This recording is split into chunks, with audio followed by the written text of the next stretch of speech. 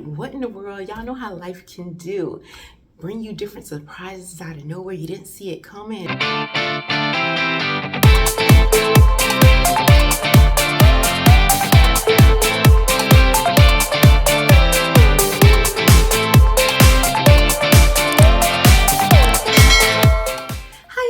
And welcome back to Beloved Reviews. If you're new here on this channel, I share with you delightful, family-friendly, and faith-based movies and television shows. Happy Saturday, y'all, and how's it going? What are y'all up to this weekend? Please let me know down below if you're going to the theaters at all. What is the last film that you watched at the theaters? Are you streaming anything special? Or you may perhaps be watching something on Blu-ray, DVD, VHS. Some of y'all, I don't blame you. I don't blame you. Oh, that just sounds lovely. It sounds cozy, right? But yeah, y'all gotta let me know what y'all up to. What did I miss? I feel like I missed a lot. Anytime like a day or two goes by and I have not spent time with y'all, I feel like I'm behind a little bit. Like something went down. Like what surprises are around that next corner, y'all?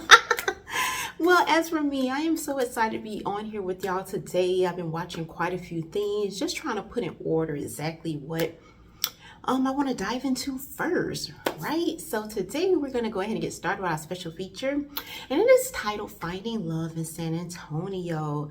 Now, you can actually find this film streaming right now for free on Tubi, but first, let me tell y'all what this film is about.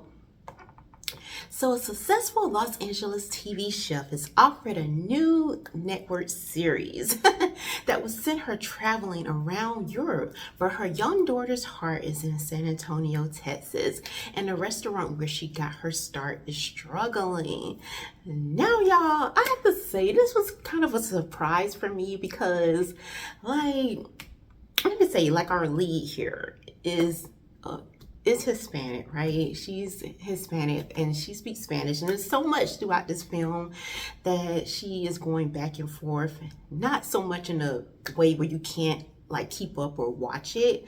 You're definitely going to be able to keep up and understand where she's coming from, but there's so many different times that these different characters, especially our main character here in Della, switches between both language, Spanish and English. And I thought that was an interesting twist because I haven't really seen that type of thing happen in romantic comedies or anything like that, or like a Hallmarkish type of thing. Never really seen it happen, and I guess I can understand why, because like I said, it probably wouldn't seem like the most, I don't know, it won't really pull a person in. You would think it wouldn't. And that's what surprised me, because I thought that when it started to happen, I thought that they were going to lose me a little bit.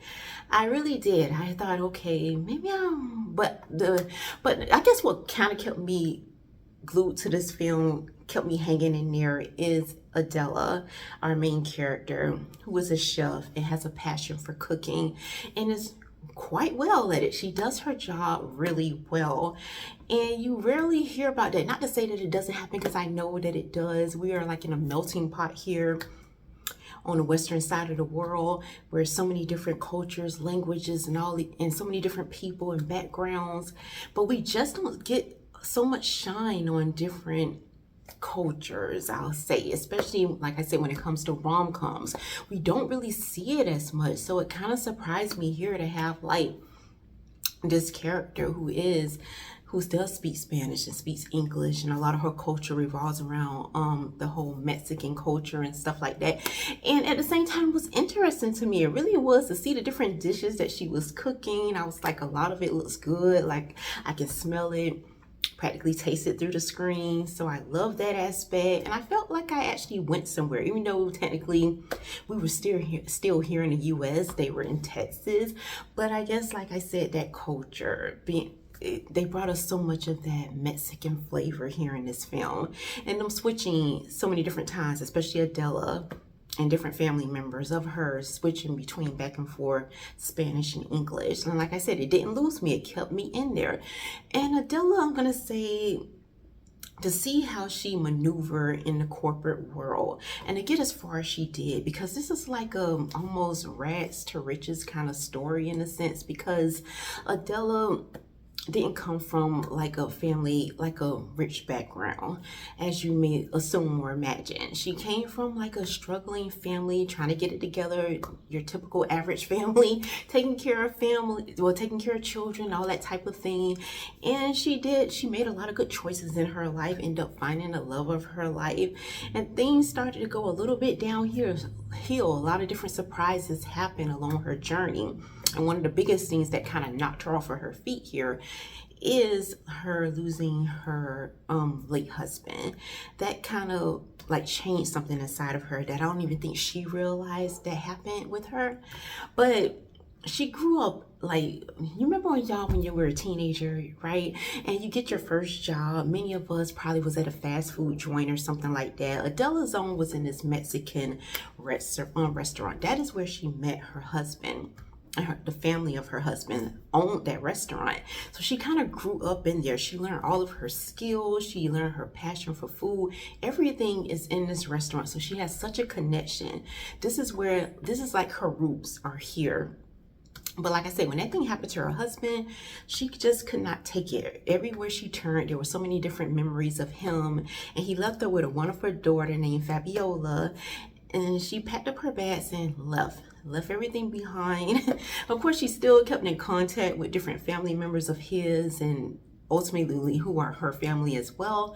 But she went on to do some amazing things that I don't even think she even thought she was capable of. Like to be offered to travel around the world, have your own network series is quite astounding, I have to say. And who wouldn't want that opportunity? So you can imagine how she's feeling about this. This is like a dream come true. But the thing about Adela is, I don't think she realized, but we kind of discover while watching this film and different family members kind of weighing in on the matter as well, seeing that she was ultimately running from something, running from the pain of losing her late husband and everything that tied her to Texas.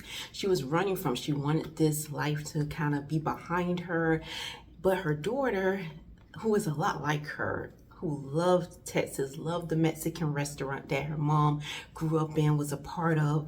And her daughter has that same passion as far as wanting to be there close to family. Like, this is a big deal to them. This restaurant is the heart of their family. And to see that Adela is kind of trying to cut so many different ties from it, people are not really understanding where it's coming from. And even her, I feel like she doesn't even really understand. Only thing she knows is she has this opportunity to have her own network series, cooking, doing what she does best, and traveling, and how wonderful and beautiful that could be, not only for her, but for her child, and just open up her kid to so many different things as she's growing up. A total different life than Adela had. So who wouldn't want that? Who wouldn't want to chase this thing and actually make it happen when it's literally knocking at your door? So I get where Adela is coming from, but with her daughter pulling this whole stunt here and leading Adela back to Texas, and Adela thinking that it's going to be very temporary, like all she has to do is convince her kid here, she is starting to fall back in love with everything that she loved and what kind of rekindle her passion for food and cooking all over again is this restaurant and her family who is tied to it. So to see her navigate this scene all over again, and you can just tell how much she loves it, y'all. Just being in that kitchen over in this old looking stove and these pans and pots, and this is someone who reached like the mountaintop of being a chef, and for her to come back here to almost like a person would look at like, oh, gross, look at this kitchen, like nothing is like upgraded or anything like that. Like who would want to even work in this mess? But Adela found like, wow, her heart was still there. It was just something beautiful about it, right? Y'all give me a second, all right? Give me a second. So y'all, I had to cut off the AC. Y'all forgive me. I forgot to turn it off before I started talking to y'all. I didn't want that interrupting our conversation, even though it kind of did. But hey, y'all here, real life, right? But yeah, that was my theme with Adela. To see her come back to the place where it all began for her, where it started. And I was like, oh, it just made you fall in love with everything that, like with her, like how she's feeling through every aspect of her journey. That is how you're made to feel as the viewer watching her. And then when she meets Daniel, that was a whole nother surprise out of nowhere, and Adela had to kind of confront different emotions and feelings that she didn't think that she could ever have again. She didn't think that it was possible to even fall in love, or I mean, she felt like she had the best of the best ever and had a daughter as a result of it. She did not think this, like, what in the world? Y'all know how life can do. Bring you different surprises out of nowhere. You didn't see it coming, and all you can hope is that they are good surprises. I'm not talking about the not so good surprises, but you're hoping for those wonderful surprises that just make your heart melt all over again. And that's what was happening here with Adela, and she was fighting this thing, but I love how patient Daniel was with her. And Daniel, well, let me see, not Daniel, okay, David, I'm calling him Daniel. But David he grew up kind of with Adela, even though she kind of forgot who he was because he looked so different now since he was a little boy. But he had always had feelings for her. He always thought of her as something amazing, something special, the special jewel that she actually is. He always had those feelings. So to see them both now in this different season, new season of their lives, and to see how he approaches it to me, I thought was so mature and it was so sweet. I'm not going to go into details about it, but one of the things that I love about David's character here in this film is he has so much integrity. He's very big on it. He's a reporter. He's into journalism. And every single opportunity that he had to kind of show her that he could be like your everyday average Joe, making decisions that probably could be a little bit more selfish. If you can get over, most people would get over, that type of thing. Every time that he was like faced with something like that, he always chose the route of being like of integrity, being a person like an uprighteous man. He always chose that route, whether she was looking or not. So it showed me, okay, this is how he is. Even when no one's looking, even when he's in the dark, he is that same kind of man. He prefers to do the right thing, to be honorable. And I just thought that was just so amazing, y'all, because you just don't come across that, especially nowadays. Most people take the path that is least resistant. Most people, if it comes down to getting something that they want, if they have to so-called throw out a little white lie or do little things just to get over, most people are going to do that, whether they're male or female. So to come across someone who is by far from that, totally against that, and more about doing what God wants them to do, choosing what will make Jesus smile, I'm like, oh, I just love it. I always find that more so obviously in movies and books and television shows, which makes me like, oh, swooning. And I love to come here and visit those places because it gives me hope. Even though I know this is not most people's character, but I do know there are a few people out there all around the world who have that character. Like I said, very few, scattered about all around the world. So the chances of us running into someone like that, if you're a person like that, the chance of running into someone like that is probably very slim to none, because there's only so few with this big old earth, right? But at the same time, it does give you hope when you watch stuff like this and you're like, it's still out there, it's still possible. So I walked away from this film with so much hope. I had a good time. Like I said, I love how they were dipping in and out of different languages here. I thought that was very interesting. It was quite unique for the type of film that it is. And the characters, they made you, they held you. You felt them. You wanted to be there with them. You were journeying with them. You were walking with them side by side, holding their hand. So that was something wonderful there as well.